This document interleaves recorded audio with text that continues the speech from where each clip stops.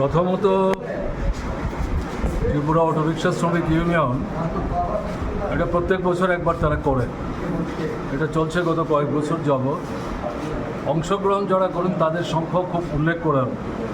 এখন পর্যন্ত আমি যা শুনলাম 27 জন না 28 জন তাদের নাম রেকর্ডেড হয়েছে, কাগজপত্র ঠিকঠাক আছে।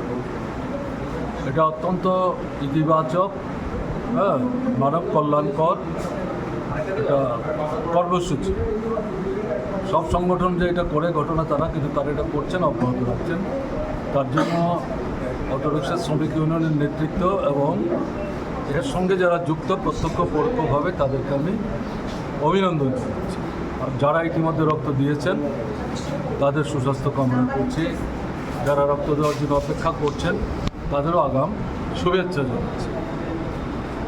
এখন সমস্যা হচ্ছে, আমি এখন শুনলাম আমাদের একজন বন্ধু, তিনি যদিও অটোরিক্সা শ্রমিক ইউনিয়নের সাথে সরাসরি যুক্ত না, কিন্তু যখনই রক্তদান শিবিরের খবর তিনি পান সেখানে স্বেচ্ছায় এসে রক্ত দিয়ে যান।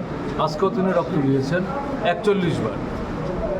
কিন্তু যারা নিজেরা রক্ত দেন তাদের যখন কোনো প্রয়োজন হয়, আমাদের সময় থেকে অর্থাৎ বামফ্রন্ট সরকারের সময় থেকে এই পদ্ধতি চালু ছিল যে তারা চাইলে এবং ডাক্তারদের রিকুইজিশন দেখাতে পারলে পর তারা 1 বা 2 বোতল রক্ত পাবে। কিন্তু এখন দেখা যাচ্ছে এখানে ত্রিপুরা এটা পাচ্ছে না। এটা তো অন্যায় হচ্ছে, এটা হওয়া উচিত না। এটা আপনারা যেহেতু আমাকে জিজ্ঞেস করছেন, খবরাখবর লিখবেন, এটা একটু তোলা উচিত।